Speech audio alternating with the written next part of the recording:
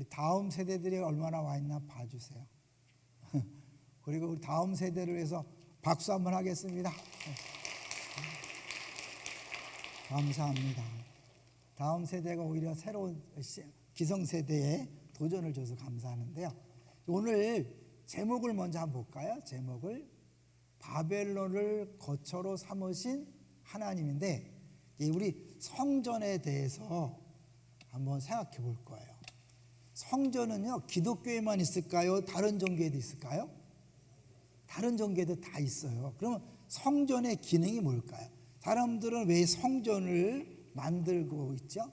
성전은 사실은 이제 하늘과 땅, 초월과 현실, 이 둘의 갭이 있잖아요. 갭, 간격이 있는데 이 갭을 메꾸어 주는 것이 성전이라고 생각하는 거죠. 그래서 초월적인 존재를 만나는 곳이다. 이게 일반적인 성전의 개념이죠. 자, 기독교의 성전은 어디서 시작된 걸까요? 에덴 동산에서는 성전이 있었을까요? 없었을까요? 에덴 동산에. 답을 못해요? 없었죠. 왜냐하면 그때는 하나님과 함께 거닐고 그 하나님과 우리 사이에 간격이 없었거든요. 그래서 제일 먼저 에덴 동산에 죄를 짓고 하나님이 주신 게 제단이에요. 제단에서 피를 흘려서 제사를 지낸 거죠. 이 제단이 발전해서 뭐가 됐어요? 성막이 됐죠. 그리고 성막이 발전해서 성전이 된 거죠. 성전은 언제 세워졌어요? 솔로몬 때 세워졌잖아요. 그 전까지는 성막으로 이동했지만 성전이 고정되었어요. 그래서 이제 모든 사람 유대인들은 1년에 최소한 3번씩 성전에 와야 돼요. 전 세계에 흩어져 있던 유대인들이 다 성전에 와서 제사를 드려야 되는 거죠.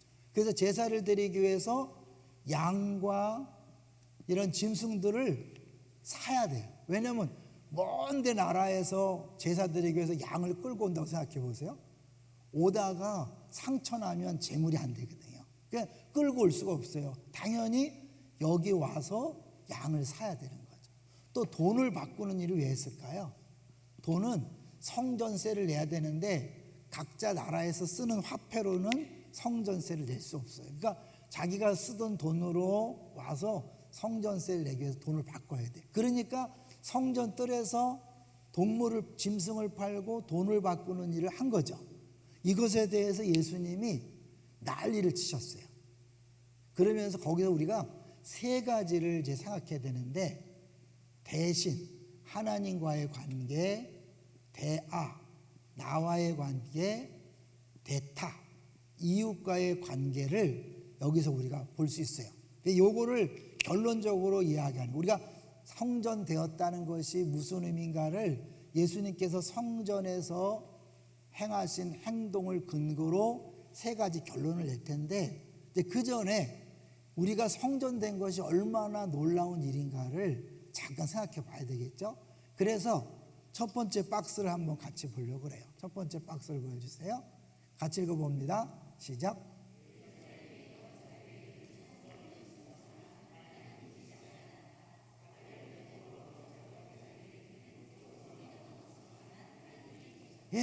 예루살렘에 성전이 있었기 때문에 이 고정된 성전에는 하나님이 계시고, 그래서 하나님이 계시기 때문에 우리는 절대 망하지 않는다. 자기들이 그렇게 죄를 지면서도 우리는 절대로 망하지 않는다는 믿음이 있었어요. 대단한 믿음이죠. 하나님과 상관없는 믿음이 있었어요. 근데 이제 하나님이 너무 보다 못해서 이스라엘 백성을 바벨론의 포로로 끌고 갔죠. 끌려가게 했어요. 쫓아냈어요. 바벨론으로. 그러면 이제 끝난 것처럼 보이잖아요. 왜? 하나님은 성전에 계신데 성전과 상관없는 저 이방 땅으로 쫓아냈으니까 이들은 이제 뭐예요? 망했다고 생각한 거예요. 그래서 예루살렘에 남아있던 사람들이 조롱한 거죠. 니네 끝났어. 니네 땅은 다 우리 땅이 될 거야 라고 조롱했는데, 하나님이 아니야, 나는 너희들과 함께 있는 게 아니라 이 바벨론 땅에 가서 성소가 될 거야. 내가 눈에 보이는 건물이 없지만 그들에게 성소가 될 거야 라고 하는 거죠. 그래서 예루살렘에 성전이 있지만 하나님은 떠나서 하나님이 안 계시고, 여긴 성전이 없지만 오히려 하나님이 친히 가셔서 그들과 함께 있는 거죠. 이게 이제 당시의 신학으로는 말도 안 되는 거예요. 하나님이 성전을 떠나서 딴 데 간다는 자체가 이해가 안 되고, 그리고 더구나 이 바벨론이라는 땅에 간다는 게 너무 말이 안 돼. 왜? 여기는 정말 더러운 땅이거든요. 우상이 가득한 땅이거든요. 두 번째 박스를 볼까요? 두 번째 박스 같이 읽어봅니다. 시작. 포로로 잡혀간 사람들은 교제를 갖는 것이 다른 곳에서는 불가능하다고 생각했었지만, 이 성전에서만 그동안 그랬어요. 그런데 하나님이 이 바벨론 포로로 끌려가게 하면서 패러다임 바꾸는 거죠. 지금은 성전 중심입니까? 아닙니까? 신약시대 분명히 아니죠. 이때 바벨론 포로가 끌려가서 회당이라는 게 생겼어요. 그전에 회당이 없었어요. 유대인들의 모이는 회당이 생겼고, 여기서 말씀을 읽고 말씀을 가르치는 일이 벌어진 거죠. 여기는 어쩌면 제사 중심이었다면 이제 이게 말씀 중심으로 바뀌어가는 과정이 있는 거죠. 그래서 예수님이 이 땅에 오셔서 예배를 드릴 때 그 사마리아 여인이, 우리는 그리심산에서 예배 드리는데 당신들은 예루살렘에 드려야 된다 하는데 어디가 맞습니까? 예수님 뭐라고 대답했죠? 거기도 아니고 여기도 아니고 신령과 진정으로 예배해야 된다. 장소의 문제가 아니다. 어디든지 예수 그리스도와 성령을 통해서만 예배해야 된다라고 말씀하는 거죠. 이게 이때부터 시작된 거예요. 하나님은 성전이 있기 때문에 무조건 안심이 되고 자기는 신앙생활 잘하고 하나님 함께 한다는 잘못된 믿음을 바꿔놓은 듯, 이들이 죄를 져서 바벨론 포로로 끌고 가게 하는 그런 악한 역사, 흑역사지만 하나님은 그 흑역사를 통하여 새로운 영적 세계를 열어가는 거예요. 모든 것이 합력하여 선을 이룬다. 분명히 죄로 인한 결과지만 하나님은 거기서 끝나는 게 아니라 하나님은 거기를 통해서 더 멋진 놀라운 하나님의 나라를 세워가는 걸 볼 수 있는 거죠. 자, 세 번째 박스 볼까요? 세 번째 박스.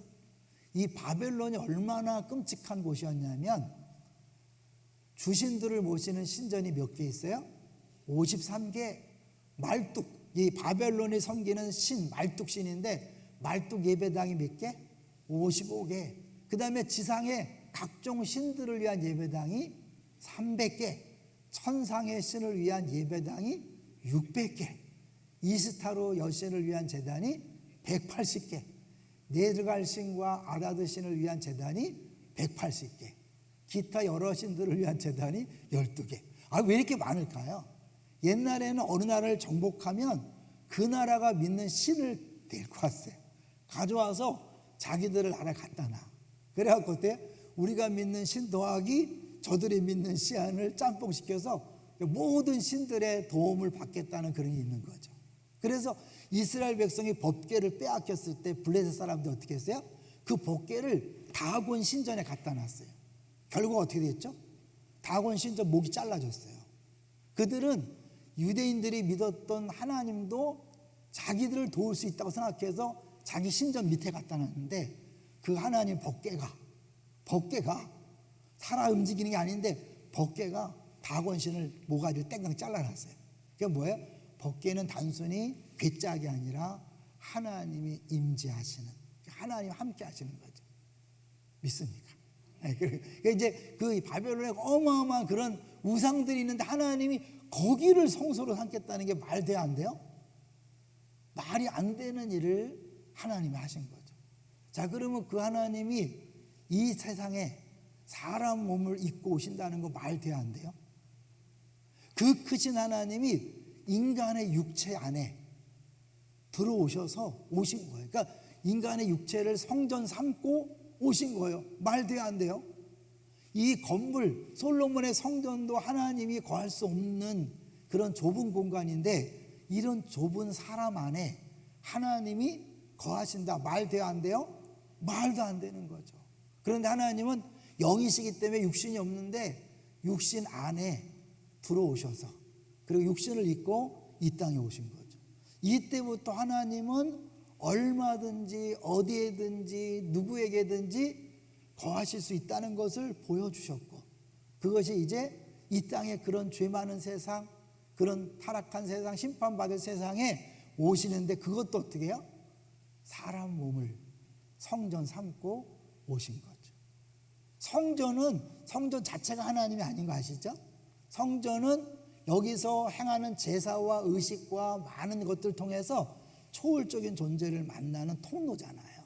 그런데 성전 없이 직접 본인이 성소가 되겠다는 건 뭐냐면, 내가 그런 건물이나 의식 없이 내가 직접 너희들을 만나주겠다. 엄청난, 죄로 인해서 끌려갔는데 오히려 더 큰 은혜가 임한 거죠. 그러니까 이게 은혜예요. 죄로 인해서 쫓겨갔기 때문에 하나님을 만날 수 없고 하나님과 같이 있을 수 없는데, 하나님이 그들을 버리지 않고 함께 하신다. 자꾸 여러분이 우리에게 모든 것이 은혜라고 하는데, 그걸 이해하기 위해서는 사실은 내가 지금 받은 것이 얼마나 큰지를 구약의 그림을 통해서 자꾸 확인하셔야 돼요. 그런 이 모든 것들은 우연이 아니라 오늘날 내가 받은 은혜가 무엇인지를 여러 각도로 보여주는 거예요. 이해되시죠? 그러니까 구약을 저 얘기를 내가 왜 들어야 되지? 재미없게 옛날 얘기를 내가 왜 들어야 되지? 아니요. 그런 것이 지금 신약에서 은혜라는 것, 자비라는 것, 하나님 함께 한다는 게 뭔지를 보여주는 거죠. 자, 이제 이렇게 하나님께서 그렇게 하셨는데, 그 다음 박스를 한번 볼까요? 박스 보면 더 무시무시한 게 뭐냐면, 아주 바벨론 거기가 얼마나 그런 방탕했는가를 보여주는데, 같이 읽어봅니다. 시작. 이러한 다신 숭배 관행이 제대로 발전한 예배의식과 결합하면서 전체적인 도시 분위기로 몰고 갔던 것이다. 바벨론에는 다음과 같이 사악하게 이를 데 없는 관행이 있다. 역사가 헤로도토스는 경악을 금치 못하면서 이렇게 써내려갔다. 대표적으로 바알과 아세라 신이, 이렇게 성에 관한 신이라는 거 많이 들었죠? 바알과 아세라 신이, 둘이 남녀 신이 같이 이렇게 성적인 결합을 해서 거기서 많은 그런 것을 쏟아내는 게 추수의 그런 풍성함이라는 거예요. 그걸 위해서, 쉬운 얘기예요. 좀 여러분이 지저분한 것 같지만 들으세요. 이게 성경이에요. 이 바알과 아세라 신이 자기들끼리 흥분해서 하나가 되기 위해서 밑에서 사람들이 포르노 비디오를 보여주는 것처럼 음란 행위를 해야 하는 거예요. 성행위를 하는 거예요. 그래서 푸른 나무 아래 숲, 이게 뭐냐면 뜨거운 지역이니까 이런 맨 땅에서 안 돼. 그러니까 그런 푸른 나무와 숲 아래에서 했기 때문에 하나님이 그런 푸른 나무 산을 다 부셔버리겠다는 게 그거예요. 마찬가지예요. 모든 이 사이비 종교들은 다 성이 관계돼 있어요.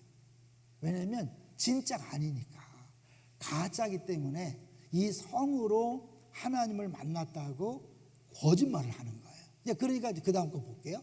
그래서 이 심지어 바벨론 어떤 일이 있었는가, 좀 낯뜨겁지만 저런 일이 있었어요. 한번 같이 읽어볼까요? 시작. 전국의 모든 여성은 뒤태 신전에 자신의 자리를 마련해 놓고 일생에 한 번 낯선 남자와 관계를 해야 한다. 낯선 남자와 육체 관계를 맺고 여신에 대한 예배를 드린 다음에야 집으로 돌아갈 수 있다. 얼마나 모든 여자를. 그 이후로는 아무리 많은 선물을 주더라도 그녀를 유혹하기는 힘들다. 키 크고 아름다운 여인은 빨리 풀려나 하지만 매력적이지 못한 여인들은 규정을 충족시키기 위하여 오랜 기간을 기다려야만 한다.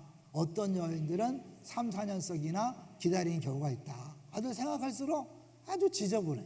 근데 그런 것들이 바벨론의 그냥 문화였어요. 그러니까 이게 끔찍한 거야. 그런데 하나님이 그곳에 성소를 삼겠다.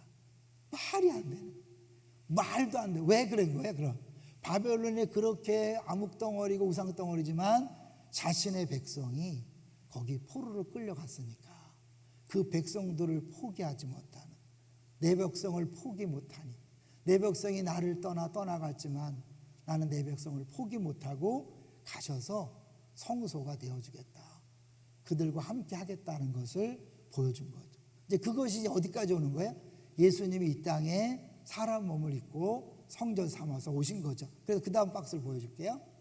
이제 예수님이 이 땅에 오셔서요, 그 사형당하는 죄목이 뭔가 보세요. 먼저 마태복음 26장 61절을 같이 읽어볼까요? 시작. 이르되 이 사람의 말이 하나님의 성전을 헐고 사흘 동안에 지을 수 있다 하더라 하니, 이게 예수님을 십자가에 못 박으려고 죄를 찾다가 찾아낸 죄예요. 네? 어떻게 이렇게 할 수 있는가, 말도 안 된다는 거죠. 그냥 그들의 입장에서 성전이라는 게 어마어마한 개념인 거죠. 그냥 하나님이 계신 곳이니까. 근데 예수님이 어떻게 성전을 헐어라, 내가 살만한 짓겠다, 저런 가짜 엉터리가 어디 있냐, 그게 이제 죄목이에요. 죄목. 근데 예수님께 실제로 그 말을 했어요, 안 했어요? 했어요. 2장 19절 가볼까요? 시작. 예수께서 너희가 성전을 헐라 내가 사흘 동안에 일으키리라. 실제로 예수님은 자기가 십자가에 죽으셨다가 3일 만에 부활할 것을 얘기한 거죠. 그러니까 이 구약에서 성전이 하던 기능을 누가 하는 거예요? 예수님이 이 땅에 오셔서 하늘을 만나는, 초월적인 존재를 만나는 길을 여는. 그래서 내가 길이요 진리요 생명이 되는 거예요. 기도할 때 길이요 진리요 생명이신 하나님 이렇게 하면 안 돼. 사실은 길이란 건 뭐예요? 하나님께 가는 유일한 길이 예수 그리스도란 말이에요. 근데 길이요 진리요 생명, 하나님께 기도하면 안 돼요. 길이신 예수님의 이름으로 기도하는 거예요. 아시겠죠? 그게 그거 아닌가? 그렇지만 중요한 거예요. 예? 이 유일한 길, 유일한 진리, 왜? 하나님께 갈 수 있는, 왜? 이 죄의 문제는 뭐로만 해결돼요? 예수님 피로만 해결되니까. 이해되시죠? 그래서 예수님만이 유일하게 하나님에 갈 수 있는 길이고 진정한 성전의 역할을 하는 것이다 하는 거죠. 자, 그런데 그 예수님이 성전인데 성경에 보면 우리가 또 성전이라 그래요. 그 다음 박스를 보여주세요. 세 개의 말씀 연달아 볼 텐데, 고린도전서 6장 19절 시작. 너희 몸은 너희 가운데 계신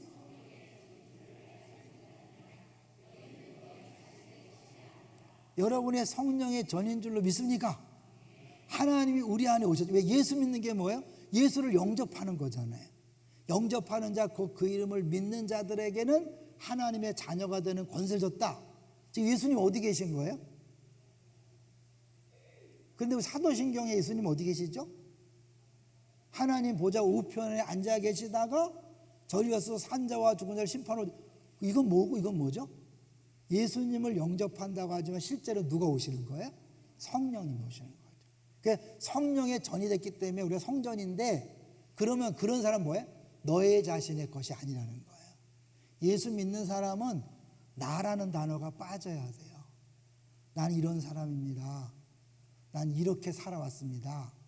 내 사전에는 이런 게 없었습니다. 내가 이 나이에 어떻게 그걸 합니까? 나 하는 것은 내가 성전인 걸 안다 모른다? 모르는 거예요. 근데 우리가 신앙생활하면서 얼마나 많이 얘기하는 거예요. 네, 이런 사람입니다. 난 그런 걸 한 번도 해본 적이 없습니다. 멋있게 보이지만 가짜라는 것을 스스로 입증하는 거예요. 나는 없는 거예요. 다 주님이 원하시면 주께서 원하시는 뜻대로 가는 거예요. 자, 에베소서 2장 2절. 개인이 성전이지만 동시에 또 뭐예요? 우리가 함께 성전이 되어가는 거예요. 자, 2장 20절 22절 시작. 너희는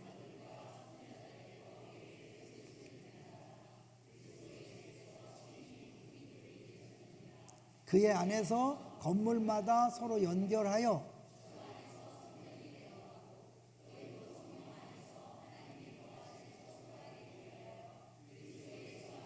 함께 지어져 가느니라. 함께 지어져 가는 거예요. 그 옆에 있는 사람 소중해요? 소중하지 않아요?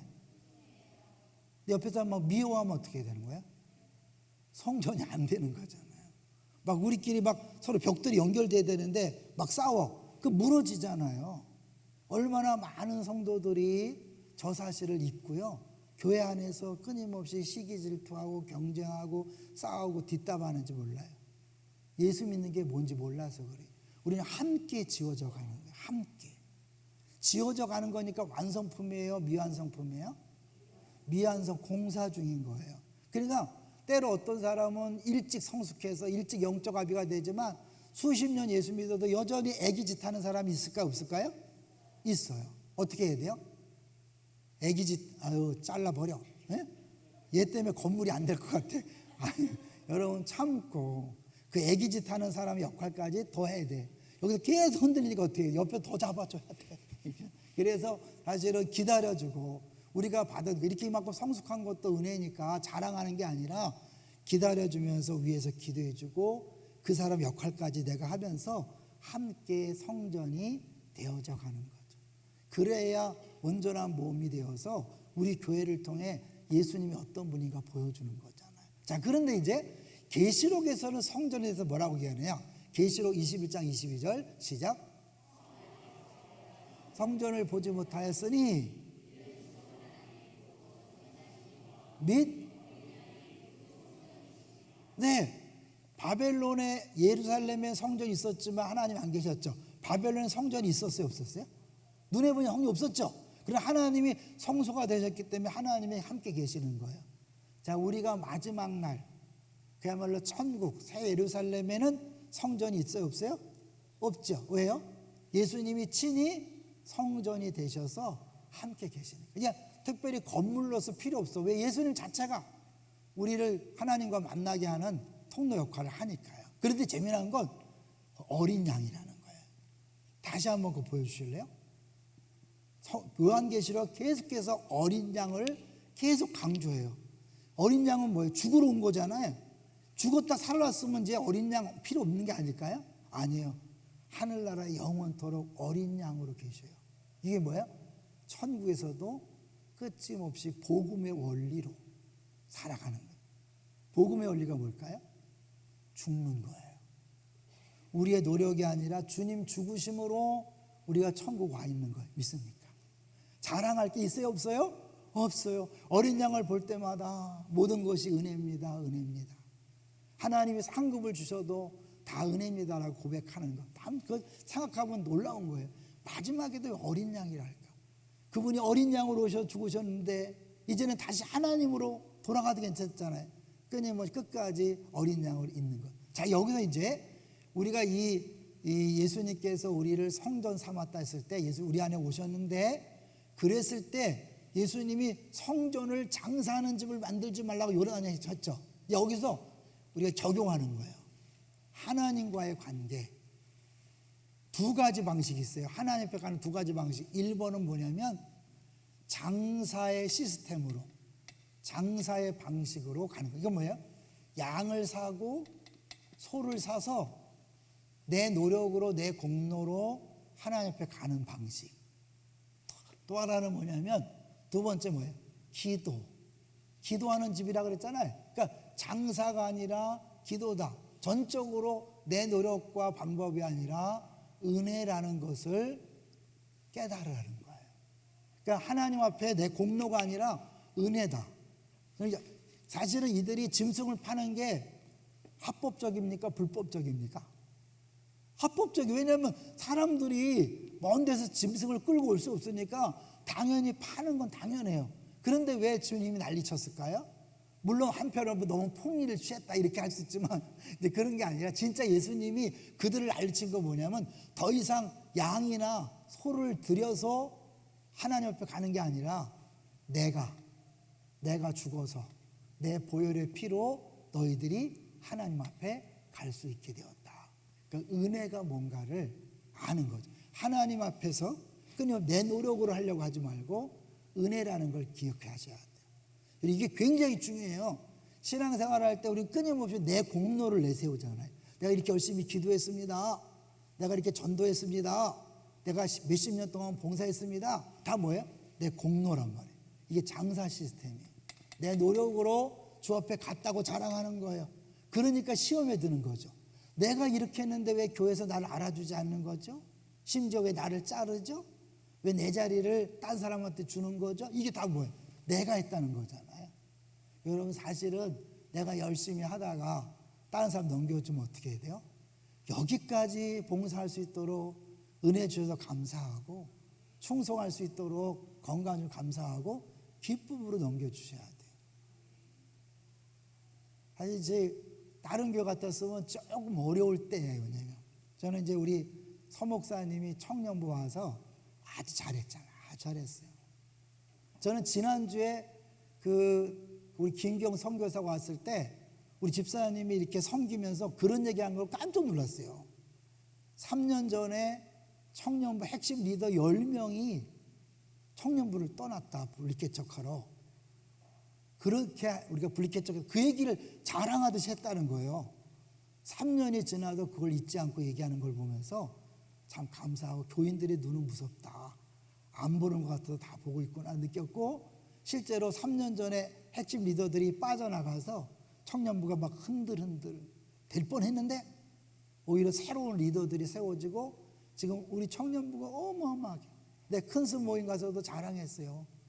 1년 동안 제일 감사한 게 뭐냐, 우리 청년대학부가 어마어마하게 부흥했다. 예배 분위기도 좋아지고 청년대학부가 수요 예배도 나와서 어른들이 도전받고 있다 자랑했다니까요. 근데 거기에 우리 서목성 역할 컸죠. 근데 이번에 어쩔 수 없이 바뀌어요.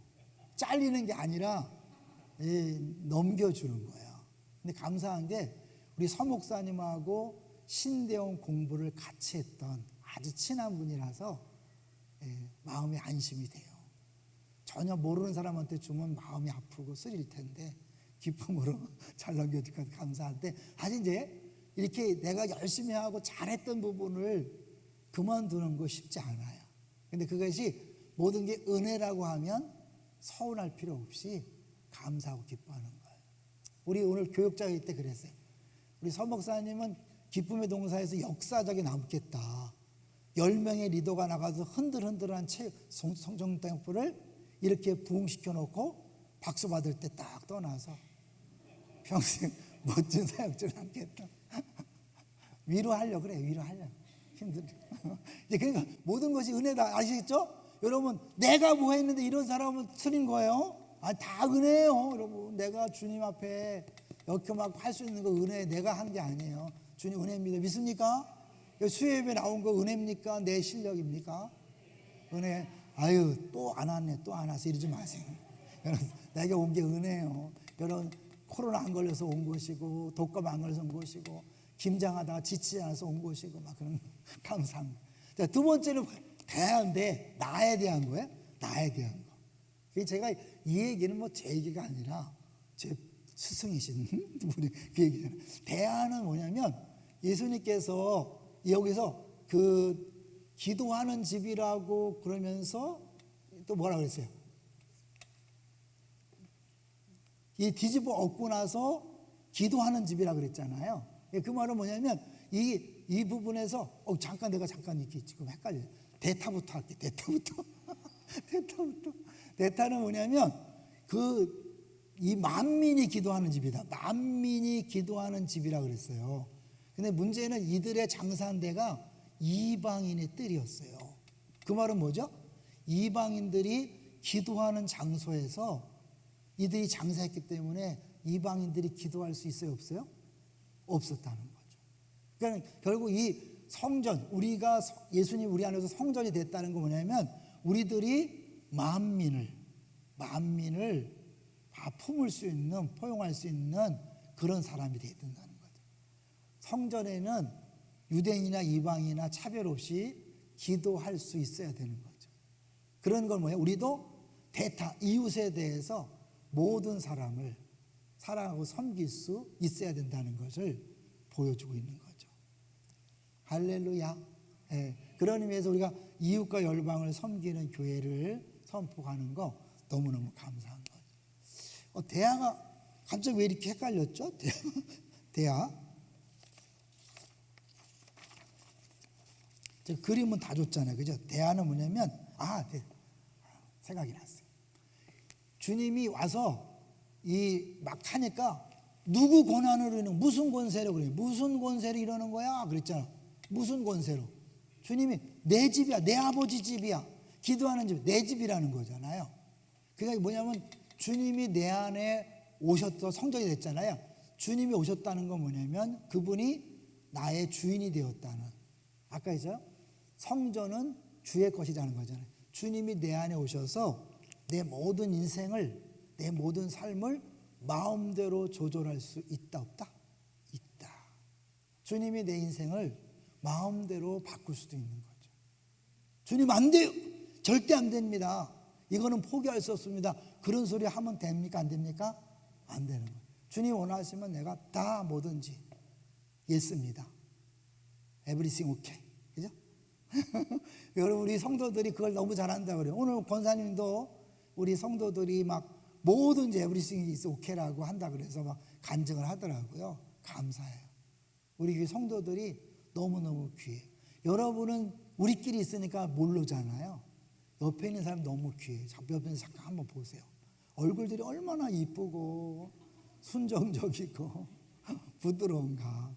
다른 사람들이 보면 알아요. 우리 성도들의 얼굴이, 제가 맨날 얼굴 얘기하죠. 우리 성도들 얼굴이 좋아요. 굉장히 그런 편안하고 행복하고, 지금이 최고 행복하다고 고백한 사람이 너무너무 많아. 실제로 그분들이 뭐 거짓말 하겠어요? 행복한 거예요.